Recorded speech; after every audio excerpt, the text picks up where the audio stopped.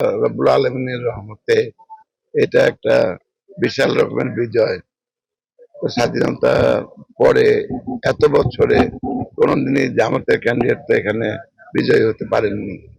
এজন্য আমরা মনে করি যে এদেশের এই এলাকার মানুষের মনে আমরা ভালোবাসা সৃষ্টি করতে পেরেছি। মানুষ আমাদের ভালোবাসেছে, এজন্যই তারা যখন সুযোগ পেয়েছে ভোট দেওয়ার, তারা গোপনে ভোট আমাদের পক্ষে দিয়েছে, আমরা বিজয়ী হয়েছে। এই বিজয়টা এই এলাকার সকল মানুষের বিজয়।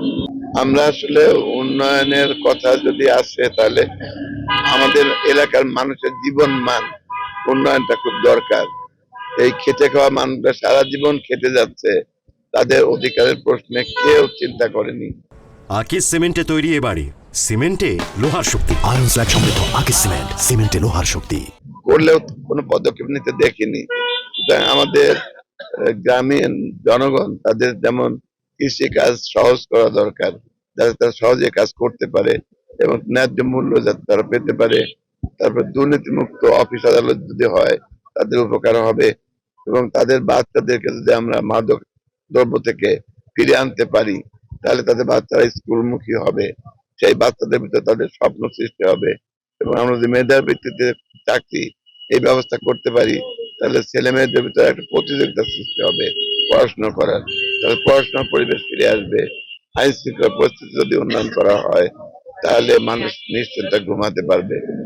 আর মেয়েদেরকে উত্ত্যক্ত করা হয়, এটা যদি আমরা স্বাভাবিক করে ফেলতে পারি, তাহলে মেয়ের মারা খুশি হবে, তারা নিশ্চিন্ত হবে। আমরা মনে করি এগুলো মানুষ খুবই পছন্দ করবে। তবে এগুলোর জন্য অবকাঠামো দরকার, যেমন রাস্তাঘাট দরকার, স্কুল কলেজ দরকার, ব্রিজ কালভার্ট দরকার।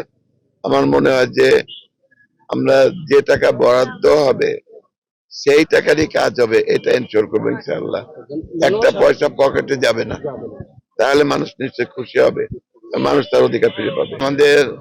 আমি যেমন ডাক্তার শফিকুর রহমানের কথা ইউটিউবে দেশের কোটি কোটি মানুষ দেখে, এবং মানুষ দেখে তার বক্তব্য শুনে খুবই অভিভূত হয়, বিস্মিত হয়, এবং তার প্রতি মনে অজান্তে ভালোবাসা সৃষ্টি হয়।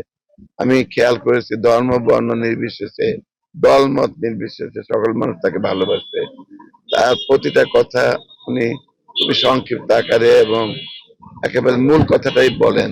সেই সূত্র ধরে কিছু কথা বলে গিয়েছেন। আমরা মনে করি যে আমরা যে সংগঠন করি, এই সংগঠনে আমরা এরকম কোনো কথা বলি না যে কাজটা আমার করার ইচ্ছা নাই। আমরা আপ্রাণ চেষ্টা করব ওনার প্রতিশ্রুতি যেগুলো দিয়েছেন সেগুলো বাস্তবায়নের জন্য আমরা সর্বশক্তি নিয়োগ করে বাস্তবায়নের জন্য চেষ্টা করব।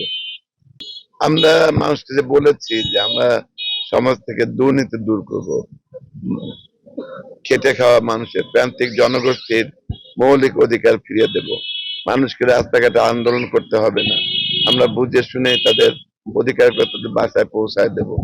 তাহলে মানুষ তো পার্থক্যটা বুঝবে। এবং আগেকার দিনে যেমন রাজনীতিবিদরা তারা দুর্নীতির সঙ্গে নিজেরা জড়িয়ে পড়তেন, অর্থ পাচারের সঙ্গে নিজেরা জড়িয়ে পড়তেন, যখন মানুষ দেখবে যে আসলে তাদের অর্থ কেউ আর পাচার করছে না, মানুষ অটোমেটিক আমাদেরকে ভালোবাসবে এবং এটা একটা মডেল আসন হবে বলে আমরা মনে করি।